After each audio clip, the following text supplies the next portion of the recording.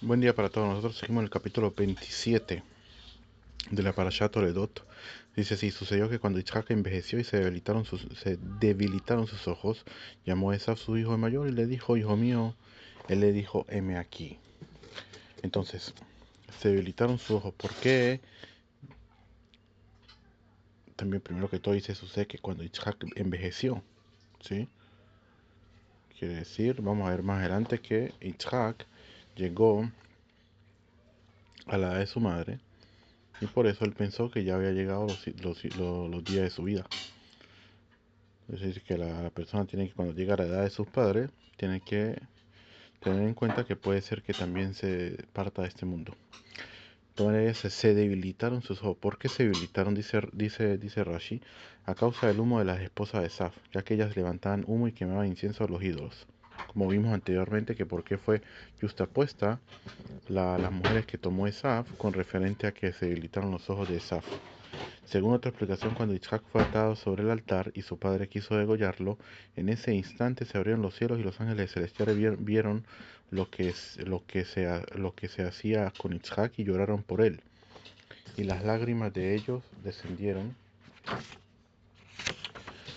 y cayeron sobre sus ojos. Por esta razón sus ojos se debilitaron. Hay que entender cómo una cosa así, que tiene que ver una cosa con la otra. Era que de verdad, se explican los sabios, de que en verdad tenía que haber pasado, haber degollado a Isaac. ¿Qué hicieron los ángeles? A los ángeles, a los que ellos lloraron y las lágrimas cayeron en sus ojos y se debilitan los ojos de Isaac, queda ciego. ¿Y qué tiene que ver una cosa con la otra? Porque en el Tratado de Nedarim, en la página 64, está escrito que cuatro personas son tomadas como muertas, incluso que estén vivas. Y una de ellas es la persona que es ciega. La persona que no tiene hijos, la persona que tiene la lepra, al tercero la persona que queda ciego y la persona pobre. ¿Por qué? Porque todas esas personas dependen de los demás. Un ciego depende de los demás, que lo lleve aquí, que lo lleve allá, que le haga esto, que le haga lo otro. Es como si estuviera muerto prácticamente, él no puede hacer nada por sí mismo. Entonces, los ángeles lo que hicieron fue cambiarle la muerte. En vez de que muriera en verdad, entonces lloraron y al caer las lágrimas de sus ojos y él quedar ciego, es como si estuviera muerto. Y según otra explicación más, sus ojos se debilitaron para que Jacob pudiese tomar las bendiciones aprovechándose de la ceguera de su padre. Según esta última explicación, no hubo un factor específico que lo hubiera provocado el debilitamiento de la vista, sino que fue algo provocado por Dios para que Jacob recibiera las bendiciones. Hay otras dos más explicaciones también, porque dice que la persona no puede ver la cara de un rasha. Está escrito en el Tratado de Megilá. No ve la cara, si la persona ve las caras de los rashaim, de los malvados, se debilitan los ojos de él. Entonces, como Isaac veía a Esaf, entonces Esaf tiene también culpa de lo que sucedió. Otra es de que también está escrito en el Midrash que Isaac pidió que la persona recibiera tribulaciones en este mundo, para que así, en ese caso, la persona con las tribulaciones que él recibe pueda expiar sus pecados. Así no llegue arriba y después tenga una cuenta muy grande, la cual tiene que dar cuenta y razón. Entonces, como él fue el que lo pidió, entonces Akadosh Baruj Hu dijo: yo voy a empezar por ti. Muy bien has pedido, pero yo voy a empezar por ti. Entonces, por eso está escrito que se irritaron sus ojos también. Top. Y dijo aquí que ahora, ya envejecido, no sé el día de mi muerte. Que como dice Rashi aquí, Rabbi Yoshua Ben Korja dijo: si un hombre llega a la misma edad en que fallecieron sus padres, deberá preocuparse por el día de su muerte, 5 años antes y 5 después de tal fecha. Y en ese caso, Isaac tenía ya 23 años de edad. Se dijo: quizás solo llegaré a la edad de mi madre. Ella murió a los 127 años y yo ya estoy a 5 años de ese límite. Por ello es que Isaac dijo la frase: no sé el día de mi muerte, por lo que quería decir: quizás llegue al límite de los años de mi madre o quizás al límite de mi padre. Y en verdad, ¿cuál llegó él? A los límites del padre, porque él vivió 180 y Abraham vino vivió 175. Fíjate, 5 años después de que murió, Abraham vino. Le dijo, y ahora por favor afila tus armas y tu espada y tu arco y sal al campo y caza una presa para mí y prepárame manjares como yo amo y tráemelos y comeré para que te bendiga mi alma antes de que yo muera.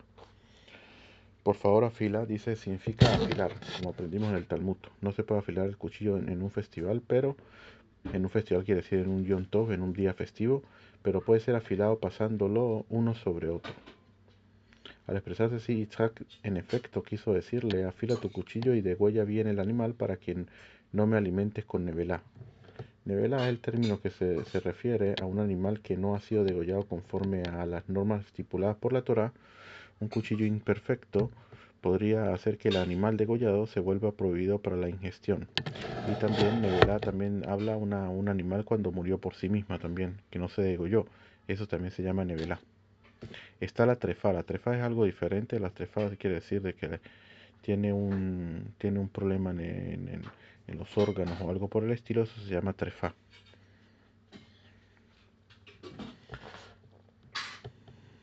Tu espada, dice Rashi. Este vocablo significa tu espada. La espada recibe este nombre porque es costumbre portarla suspendida en un cinturón. Y caza para una presa para mí de los animales sin dueño, pero no de los robados. Para cazar la presa y traerla. ¿Qué significa el énfasis de la frase y traerla? En caso de no hallar una presa de caza que no tuviera dueño, Esaf tenía la intención de traerle de lo robado. El versículo dice que salió para dos cosas, para cazar la presa y para traerla. El énfasis un tanto redundante en traerla implicaría que salió con el propósito de traerla como dé el lugar, incluso si no podía cazarla. ¿Qué? Para que te bendiga delante del Eterno. Esta expresión implica aquí con su permiso, es decir, que esté de acuerdo conmigo a lo que yo voy a hacer. Y Rivka había escuchado cuando Isaac habló a su hijo Esaf, y Esaf fue al campo para cazar una presa y traerla. ¿Qué campo era? El campo era en el Bet HaMikdash. Así está escrito también en la parashá anterior. Vimos que Isaac salió al campo a rezar. Ese campo es el Bet HaMikdash, ya que cada uno lo nombró de forma diferente. Isaac lo llamó como campo, Jacob vino lo llamó como casa, y Abraham vino que lo llamó como monte. El monte Sinaí, el monte de Moriah. Y Rivka, ¿cómo había escuchado? No está escrito que. No es que Rivka escuchó cuando estaba hablando de Isaac con Esaf, sino que ella escuchó por, eh, por orden profética. Deslumbró en forma profética, le dijeron del cielo lo que quería hacer Isaac. ¿Sí? Y Rivka habló a su hijo Jacob diciendo, he aquí que escuché a tu padre hablando con tu hermano Esaf diciendo, tráeme una presa y hazme manjar y comeré y te bendeciré delante del Eterno antes de mi muerte. Y ahora, hijo mío, escucha mi voz en lo que yo te ordeno. ¿Qué quiere decir de que escuche mi voz? Hay que entender aquí de lo que sucedió al principio, cuando en Génesis vimos en Bereshit, de que Akadosh Baruj Hu le dijo al primer hombre,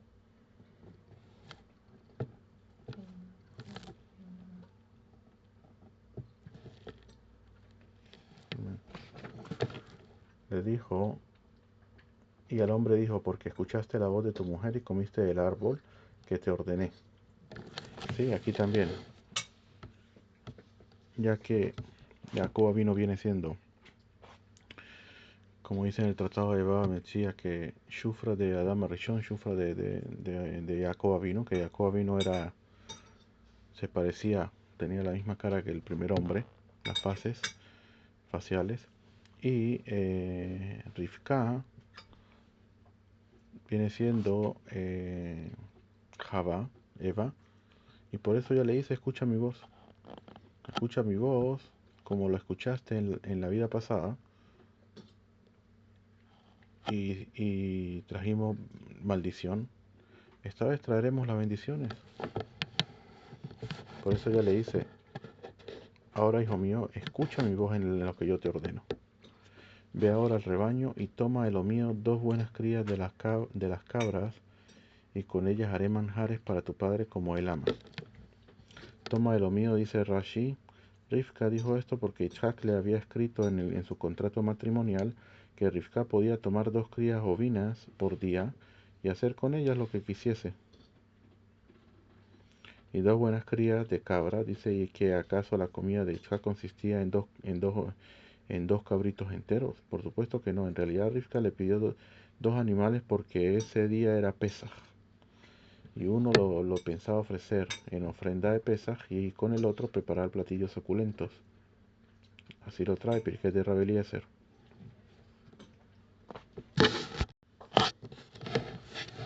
Seguimos. Lo llevarás a tu padre y él comerá para que te bendiga antes de su muerte.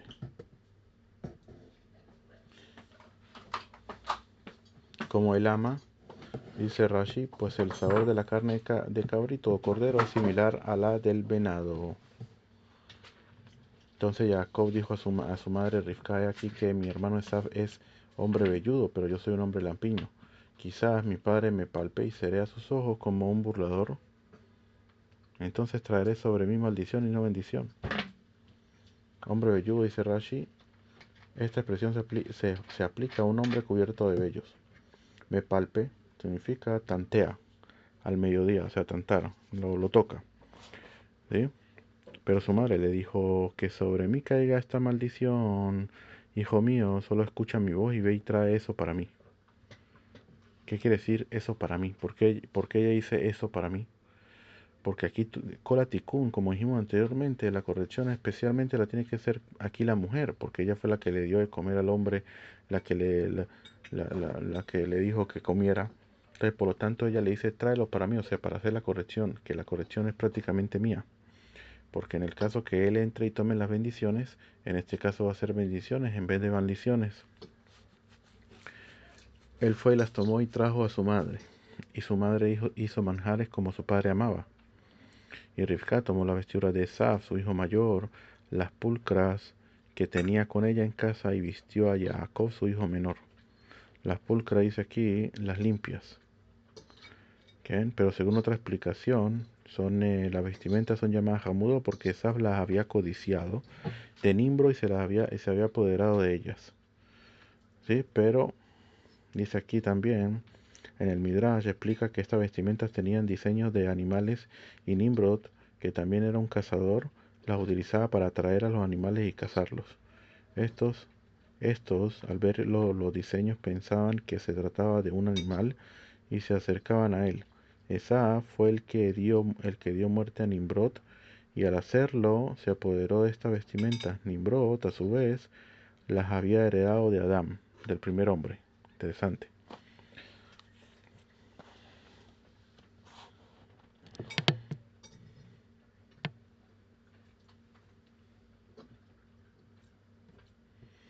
Ken y Rivka tomó la vestidura que tenía en su casa, dice Rashi, pero acaso Esaf no tenía varias esposas, entonces ¿por qué depositaba su vestimenta en la casa de su madre? La respuesta es que él conocía bien el deshonesto proceder de sus mujeres y sospechaba de ellas.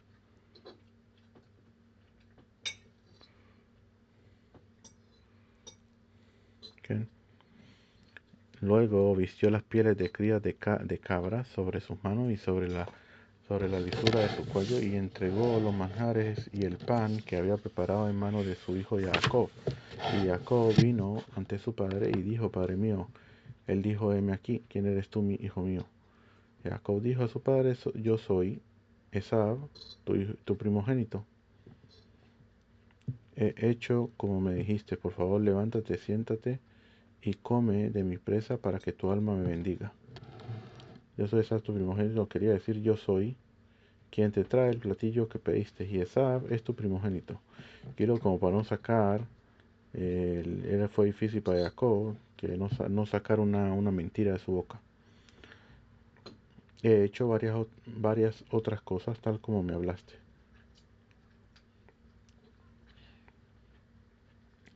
Siéntate, esa expresión implica sentarse en la mesa, por ello el Targum lo traduce como hasta istahar.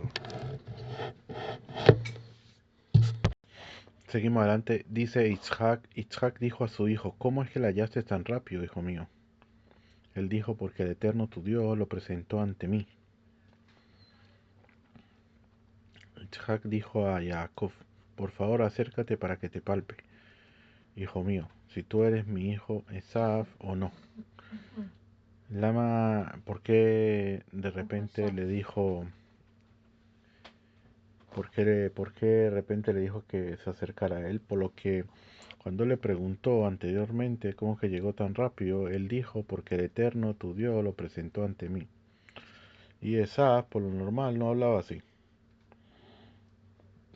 Entonces empezó a tener dudas. Entonces dice, Jacob se acercó a su padre Isaac, este lo palpó y dijo, la voz es la voz de Jacob, pero las manos son las manos de Esaf. ¿Mm? Acércate por favor para que te palpe, dice Rashi.